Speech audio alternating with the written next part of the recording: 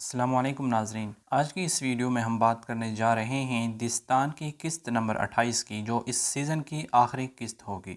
اس قسط کے آغاز میں وہ قبرستان دکھایا جاتا ہے جہاں الپگو خان اور اس کے خاندان کے لوگوں کی قبریں موجود ہوتی ہیں۔ عکیز اور دیگر لوگ وہاں کچھ رسومات ادا کر رہے ہوتے ہیں۔ اس کے بعد گوک محل کا اندرونی منظر آتا ہے۔ الپگو خان کی بیوی خالی تخت کو کھڑی دیکھ رہی ہوتی ہے اور اسے وہ وقت یاد آ جاتا ہے جب اس تخت پر الپگو خان بیٹھا ہوتا تھا۔ اسی اثنا میں شہنشاہ لدان آگے بڑھتا ہے اور ملکہ سے کہتا ہے کہ الپگو خان ایک بہت اچھا انسان تھا اور وہ انتہائی مضبوط حکمران تھا۔ مجھے امید ہے کہ تیمور بھی اسی کی طرح ایک مضبوط بادشاہ بنے گا۔ ملکہ کہتی ہے کہ مجھے تیمور کی صلاحیت پر کوئی شک نہیں ہے، میں تو بس اپنے خاوند کا غم منا رہی ہوں۔ شہنشاہ لدان کی بیٹی مہجبین اپنے باپ سے کہتی ہے کہ بالآخر وہی ہوا جو میں چاہتی تھی، تیمور خان بنے گا۔ شہنشاہ اپنی بیٹی سے کہتا ہے کہ ابھی اتنی پر یقین نہ ہو، ابھی فیصلہ ہونا باقی ہے۔ دوسری طرف کمرے میں باتوگا اور عکیز کا مکالمہ ہوتا ہے۔ باتوگا عکیز کو کہتا ہے کہ چلو وہ ہمارا انتظار کر رہے ہیں۔ عکیز باتوگا سے کہتی ہے کہ جو ہو رہا ہے وہ ٹھیک نہیں ہے، ہم گوک تینگری کی خواہش کے خلاف کھڑے ہیں اور تیمور کو خان بنا رہے ہیں، حالانکہ 2 سروں والا بیڑیا خان بننا چاہیے۔ میں انتظار کرتی رہی کہ وہ کب آئے، خان بنے اور ترکوں کو متحد کرے۔ وہ 2 سروں والا بیڑیا تم ہو باتوگا، تم۔ باتوگا کچھ کہنا چاہتا ہے مگر عکیز بول پڑتی ہے کہ میں جانتی ہوں کہ تم یہ اس لیے کر رہے ہو کہ ہم نے چینیوں سے معاہدہ کیا ہے کہ تیمور خان بنے گا۔ تیمور مجھے بھی پسند ہے مگر ریاست کا معاملہ اس سے مختلف ہے۔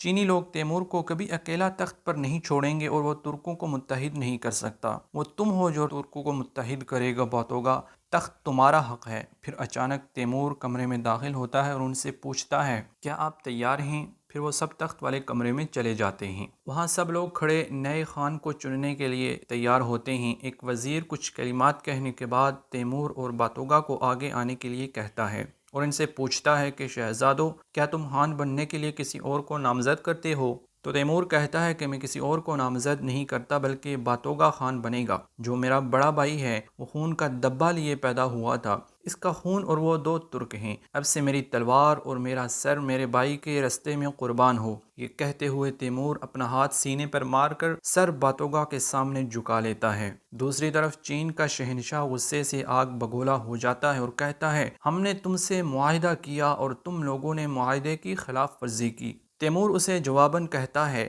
مفادات کی خاطر معاہدے کیے جاتے ہیں اور ریاست کی خاطر معاہدے منسوخ کیے جاتے ہیں، مجھے چین کو دینے کے لیے کوئی سرزمین نہیں۔ اس کے بعد وزیر کہتا ہے تو پھر وزراء باتوگا کو انتخاب کرنے کا عمل شروع کریں۔ وزیر جو ہی یہ کہتا ہے تو شہنشاہ اپنے سپاہی کو آنکھ سے اشارہ کرتا ہے، وہ ایک خنجر نکال کر اس وزیر کے سینے کی طرف اچھالتا ہے جو اسے سیدھا سینے میں جا لگتا ہے اور وہ وہیں مر جاتا ہے۔ پھر اچانک چاروں طرف سے شہنشاہ کے چھپے ہوئے سپاہی نکل کر آتے ہیں، تیمور اور دیگر شاہی لوگوں پر حملہ شروع کر دیتے ہیں اور ایک زبردست جنگ شروع ہو جاتی ہے۔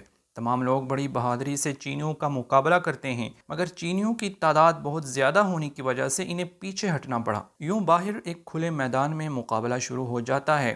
لڑائی کے دوران ہی تیمور کی بیوی مہجبین تلوار لے کر تیمور کے پاس آتی ہے اور اسے کہتی ہے کہ مجھے قید کر لو کیونکہ میرے بابا نے تم سب کو گھیر لیا ہے، اب زندہ نہیں بچ سکتے۔ پھر جب شہنشاہ باہر آتا ہے تو تیمور مہجبین کی گردن پر اپنی تلوار رکھ لیتا ہے۔ یہ منظر دیکھ کر شہنشاہ گھبرا جاتا ہے اور اپنے سپاہیوں کو رک جانے کا حکم دیتا ہے۔ تیمور کہتا ہے سب رک جاؤ ورنہ تمہاری شہزادی ماری جائے گی۔ شہنشاہ اس سے پوچھتا ہے کیا تم اپنی بیوی کو مارو گے؟ تو تیمور کہتا ہے ہاں، بڑی خوشی سے۔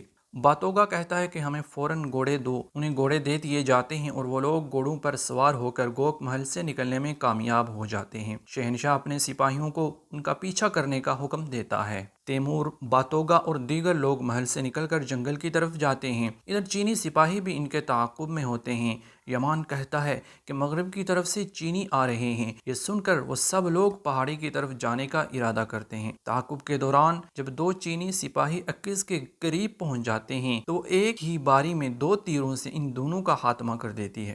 چلتے چلتے جنگل میں وہ لوگ ایک جگہ پر رک جاتے ہیں۔ عکیز گھوڑے سے اتر کر ان کے نشانات دیکھتی ہے، پھر اپنے کان زمین سے لگا لیتی ہے اور کہتی ہے کہ کوئی آواز نہیں، یعنی کہ ہم بچ گئے۔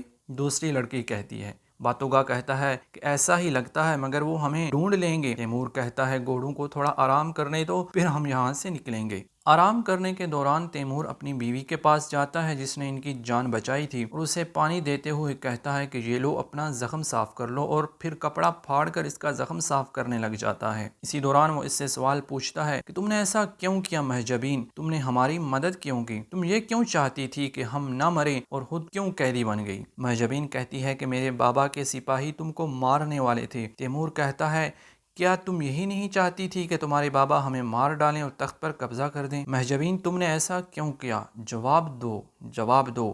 تیمور بار بار مہجبین سے یہی سوال کیے جا رہا تھا۔ اسی دوران یمان چلا اٹھتا ہے، چینی فوجی، چینی فوجی۔ تیمور سب لوگوں کو چھپ جانے کا کہتا ہے، باقی لوگ تو جھاڑیوں میں چھپ جاتے ہیں، مگر مہجبین بھاگتی ہوئی چینی فوجیوں کے سامنے کھڑی ہو جاتی ہے اور ان سے کہتی ہے کہ ان لوگوں نے مجھے چھوڑ دیا ہے، اب تم لوگ جا کر ان کو پکڑو۔ ایک سپاہی پوچھتا ہے، شہزادی وہ کس طرف بھاگے ہیں؟ مہجبین انہیں غلط سمت دکھا دیتی ہے اور چینی اس طرف بھاگ کھڑے ہوتے ہیں۔ ایک چینی سپاہی اپنا گھوڑا مہجبین کو پیش کرتا ہے تاکہ وہ اس پر سوار ہو کر جا سکے۔ ناظرین، وہ منظر انتہائی دل نشیں تھا جب جاتے ہوئے مہجبین تیمور کی طرف اور تیمور مہجبین کی طرف پیار بری نظروں سے دیکھ رہے تھے۔ ادھر دوسرے لوگ جھاڑیوں کے پیچھے سے نکل کر تیمور کے پاس آ جاتے ہیں۔ عکیز کہتی ہے، اس نے ہمیں دوسری بار بچایا۔ پھر باتوگا ان سے کہتا ہے کہ جلدی چلو، وہ پھر آ جائیں گے، مگر چلے کہاں؟ چین نے تو ہمارے تخت اور وطن دونوں پر قبضہ کر لیا۔ یہ بہت بڑا سوال ان سب کے سامنے کھڑا تھا۔ ہم فوج بنائیں گے، باتوگا کہتا ہے۔ اس کی یہ بات سن کر سب حیرت میں پڑ جاتے ہیں۔ ہم فوج کیسے بنائیں گے باتوگا؟